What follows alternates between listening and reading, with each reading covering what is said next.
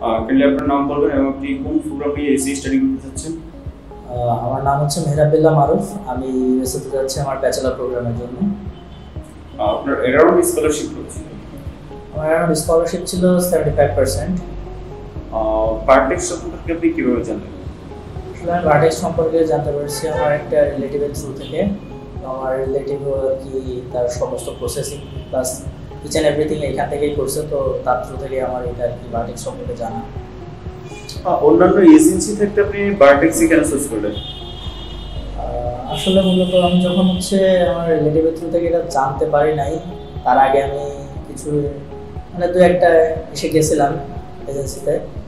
তাদের কথা, তাদের বিভিন্ন হিডেন চার্জেস প্লাস অনেক কিছু তাদের।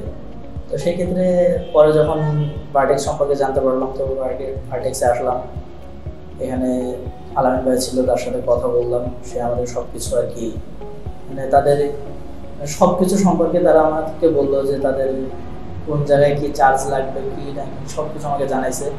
তো আমি দেখলাম যে হচ্ছে বাকি যে এজেন্সিগুলো আছে তাদের থেকে তারা অনেকটা আর কি ক্লিয়ার তাদের সব কিছুতে, তাদের কোনো কিছু হাইড করে না তারা কোনো কিছু। তো সেক্ষেত্রে আমি দেখলাম যে ওইগুলো থেকে তাদের সব কিছু থেকে আর কি তারা ক্লারিফাই অনেক।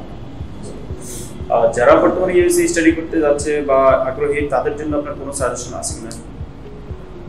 অবশ্যই এটাই বলবো যে ইউএসএ যদি স্টাডির ইচ্ছা থাকে সবার, তো প্রথমত একটা ভালো ইউনিভার্সিটি তো মাস্ট। তারপরে কোন প্রোগ্রামে যাচ্ছে, প্লাস অবশ্যই একটা ভালো একটা সাবজেক্ট নিয়ে যাওয়ার ট্রাই করবে।